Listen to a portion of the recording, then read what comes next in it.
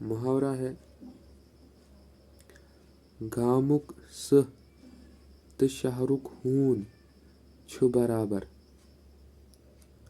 گامُک گاؤں کا، گامُک گاؤں کا، شہرُک شہر کا، شہرُک شہر کا، سٕہہ سٕہہ یعنی کہ شیر، سٕہہ شیر، ہوٗن کتا، ہوٗن کتا.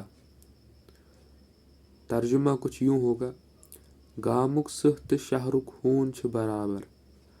گاؤں کا شیر اور شہر کا کتا برابر ہے. اب دیکھ لیجیے یہاں پر یہ معلوم ہو رہا ہے کہ جو یہ کہاوت کہے گا، جو یہ محاورہ کہے گا، معذرت، جو یہ محاورت کہے گا وہ اس میں وہ ڈسکرمنیٹ کر رہا ہے گاؤں والوں کو. اور اکثر ایسا کیا جاتا ہے، شہر والے جو ہوتے ہیں وہ گاؤں والوں کو جو ہے ڈسکرمنیٹ کرتے ہیں، خاص کر ان کے ایکسنٹ پر کہ وہ کس طریقے سے ان کا بول چال ہے، کیونکہ تھوڑی سی ڈفرینسز ہیں. معذرت، تھوڑی سی ڈفرینس ہے ایکسنٹ میں. جو گاؤں میں ہم کشمیری کا ایکسنٹ بولتے ہیں، جو شہر میں کشمیری کا ایکسنٹ بولتے ہیں وہ الگ ہے. اور اس کی وجہ سے جو اردو میں پھر ہم بات کرتے ہیں یا پھر انگریزی میں، وہ بھی تھوڑا سا مختلف ہو جاتا ہے.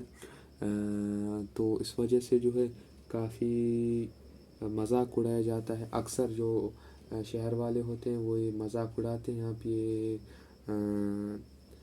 سکول وغیرہ میں تو یہ زیادہ ہی ہوتا ہے. خیر، تو اسی طریقے سے جو یہ محاورہ کہے گا وہ بھی مان لیجیے کہ یہ ڈسکرمنیٹ ہی کر رہا ہے. معذرت. گامُک سٕہہ تہٕ شہرُک ہوٗن چھُ برابر. گاؤں کا شیر اور شہر کا کتا ایک سامان ہے. اب محاورہ ہے، محاوروں سے پتہ چلتا ہے کہ لوگوں کی آئیڈیالوجی کیا ہے، تو اس لیے میں یہ ذکر کر رہا ہوں یہاں پر. ایک اور بار دیکھ لیتے ہیں.